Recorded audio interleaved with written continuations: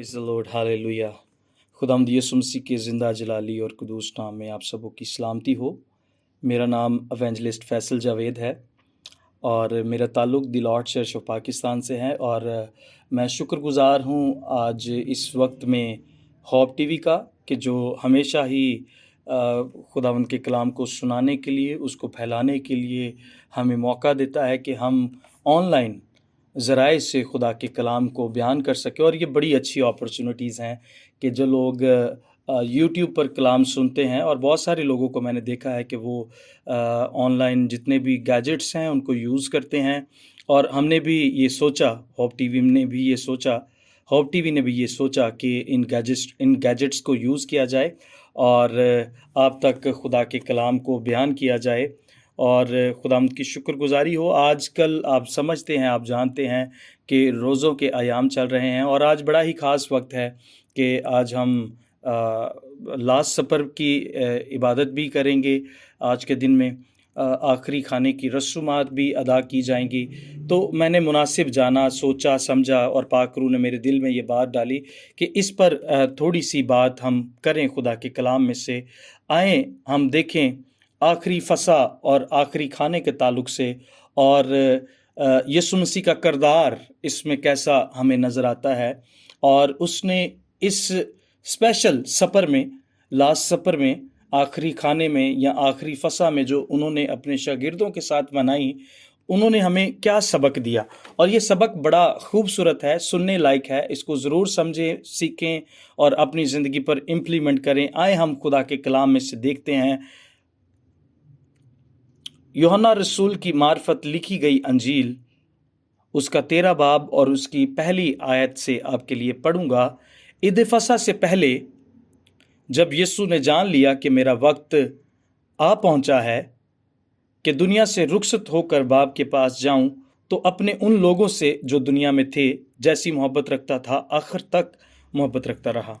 और जब इब्लीस शमून के बेटे यहूदा इस्करियोती के दिल में डाल चुका था कि उसे पकड़वाए, तो शाम का खाना खाते वक्त यीशु ने ये जानकर कि बाप ने सब चीज़ें मेरे हाथ में कर दी हैं और मैं खुदा के पास से आया हूँ और खुदा के पास जाता हूँ, दस्तरख्वान से उठकर कपड़े उतारे, रुमाल लेकर अपनी कमर में बांधा। इसके बाद बर्तन में पानी डालकर शागिर्दों के पाँव धोने और जो रुमाल कमर में बांधा था उससे पहुँचने शुरू किए। पाक कलाम के पढ़े और सुने जाने पर खुदावंद की बरकत हो। बड़ी खूबसूरत बातें हमने अभी सीखी हैं। और जो इसकी पहली आयत हमें नज़र आती है, यहाँ पर लिखा है, ईद फसह से पहले जब यीशु ने जान लिया कि मेरा वक्त आ पहुँचा है कि दुनिया से रुखसत होकर बाप के पास जाऊं, तो अपने उन लोगों से जो दुनिया में थे जैसी मोहब्बत रखता था, आखिर तक मोहब्बत रखता रहा। अब फसा क्या है? बेसिकली इससे ईद फतीर भी कहा जाता है। और ईद फतीर जो है ये बेखमीरी रोटी की ईद होती है। और इस ईद में यहूदी लोगों का ही, जो यहूदी लोग हैं वो पूरी दुनिया से इकट्ठे होकर इस्राएल में जमा होते हैं और ईद फसह को मनाया जाता है। और ये ईद फसह वही है जब मिस्र के मुल्क से इस्राएली निकले थे, और जब वो खुदा ने अपनी कुदरत के साथ वहाँ से निकाल लाया, तो खुदा ने उनसे कहा कि निसान के महीने में ये ईद को 14वीं तारीख को मनाना और अपने अपने घर में। और ये 12 कबीलों का भी इसमें जिक्र है कि 12 कबीले जो हैं इस ईद को मनाएं। और इस ईद में जो खास बात नज़र आती थी वो ये थी ईद फसह में कि एक बेऐब बर्रा, यकसाला बर्रा लेकर अपने घरों के बाहर जो है, घरों की बैक साइड पर जो है, इसको ज़िबा किया जाए। और इसको जब ज़िबा किया जाए तो इसे रात रात में ख़त्म करना है। और इसके साथ साथ और बहुत सारी चीज़ें यहाँ पर मुझे नज़र आता है, क्योंकि ये इसको बेखमीरी रोटी के साथ खाना, रात तक कुछ ना बचे और रातों रात ये सारा काम हो जाना चाहिए। तो क्या होता है, नज़र मुझे ये आता है इसमें कि बेखमीरी रोटी, मैं खमीर को इस तरह लेता हूँ कि बाइबल मुकद्दस हमें खमीर के ताल्लुक से बहुत कुछ बताती है। और खमीर जो है, मैं समझता हूँ कि बाइबल मुकद्दस में आगे ख़तों में लिखा है कि थोड़ा सा खमीर सारे जो आटा है उसको खमीर कर देता है। अब बात मज़े की ये है कि आज हमारी ज़िंदगी में خمیر بہت زیادہ ہے. شاید وہ گناہ کا خمیر ہو سکتا ہے, شاید وہ جھوٹ کا خمیر ہو سکتا ہے, شاید وہ بغض کا خمیر ہو سکتا ہے, شاید وہ اس طرح کی بہت ساری ایسی چیزیں ہیں, نیگیٹیوٹی کا خمیر ہو سکتا ہے. اس طرح کے خمیر کو آج ہمیں نکالنے کی ضرورت ہے. اگر تو آپ اس فسا میں شامل ہونا چاہتے ہیں تو یہ بے خمیری روٹی کی عید ہے. تو اگر آپ میں کوئی ایسا خمیر ہے کہ اگر اس سے پہلے کہ آپ اس عید کو منائیں تو اپنے اندر سے اس خمیر کو جو گناہ کو پیدا کرتا ہے, اس خمیر کو جو نفرت کو پیدا کرتا ہے, اس خمیر کو جو جھوٹ کو پیدا کرتا ہے, اس خمیر کو جو بھائیوں میں نفاق ڈالتا ہے, اس خمیر کو جو ہمیں ایک دوسرے سے جدا کرتا ہے, اس خمیر کو پہلے نکالیں, کیونکہ یہ فسا جو ہے یہ بے خمیری روٹی کی عید ہے. اور اگلی بات, یہاں پر یک سالہ اور بے عیب برہ جو ہے یہ قربان کیا گیا ہے. یہ یسوع مسیح کی موت کے ساتھ سمبل کیا گیا ہے. یہ سمبل ہے یسوع مسیح کی موت کا. یسوع مسیح بھی بے عیب برہ, جس میں گناہ نہ ہو, جس میں کوئی ایسا عیب نہ ہو, وہ آپ کے گناہوں کو صلیب پر لے کر چڑھ گیا اور آپ کی موت کو اپنے اوپر لے لیا تاکہ آپ زندگی پائیں, تاکہ آپ کثرت کی زندگی پائیں. یہ خوبصورت بات ہے میری بہنوں میرے بھائیوں, کیونکہ یہ فسح کی عید ہے. اس کے اگلے والا پوائنٹ جو میرے ذہن میں آتا ہے کہ جب اس برے کو لیا گیا, ذبح کیا گیا, تو اس کے خون کو چوکھٹوں پر لگایا گیا. کیا کیا گیا؟ چوکھٹوں پر اس خون کو لگایا گیا تاکہ فرشتہ جب گزرے اور جن جن گھروں پر وہ خون لگا ہو وہ ان گھروں کو چھوڑتا جائے گا, اور جس گھر کے اوپر خون نہ لگا ہو وہ گھر میں سے پلوٹھے مار دیے جاتے تھے, مار دیے گئے. کتنی خوبصورت بات ہے کہ جن گھروں پر, اور آج بھی ایسا ہی ہے, جو لوگ تو یسوع مسیح کے خون کی قیمت کو جانتے ہیں, سمجھ جاتے ہیں کہ بغیر خون بہائے معافی نہیں ہے, بغیر خون بہائے ہمارے گناہوں کی خلاصی نہیں ہے. تو اگر آج آپ کے گھروں کے باہر, آپ کی زندگیوں کے اوپر یسوع مسیح کا خون نہیں ہے تو جان لے کہ موت کا فرشتہ آپ کے ارد گرد گھوم رہا ہے. ہو سکتا ہے کہ آپ جہنم کے وارث بن جائیں, ہو سکتا ہے کہ آپ وہاں اس جگہ پر پہنچ جائیں جہاں رونا اور دانتوں کا پیسنا ہے. اس سے پہلے کہ یہ چیزیں آپ کے ساتھ ہوں, آپ جانیں پرکھیں کہ یسوع مسیح کا خون آپ کی زندگی پر ہے, آپ کے گھروں کی چوکھٹوں پر ہے, کہ آپ کی زندگی میں یسوع مسیح کا خون نہیں ہے. یہ سوچنا سمجھنا بہت ضروری ہے میری بہنوں میرے بھائیوں, کیونکہ لکھا ہے جن چوکھٹوں پر اس برے کا خون لگا ہوا تھا وہاں سے موت کا فرشتہ گزر گیا. اب سمجھنے کی بات ہے کہ یسوع مسیح کا خون بھی ہمارے گناہوں کی معافی کے لیے بہایا گیا. کیا آپ نجات پا چکے ہیں؟ کیا آپ اس عمل سے گزر چکے ہیں؟ اگر تو نہیں اس عمل سے گزرے, آپ نجات نہیں پا چکے, تو میری بہنوں میرے بھائیوں یہ آپ کے پاس بڑا خوبصورت وقت ہے, کیونکہ یسوع مسیح جلد آنے والا ہے. ساری پیشن گوئیاں بڑی تیزی کے ساتھ پوری ہو رہی ہیں, ہر ایک چیز بڑی تیزی کے ساتھ ریوالو ہو رہی ہے. اس لیے جلدی کریں, جلدی کریں.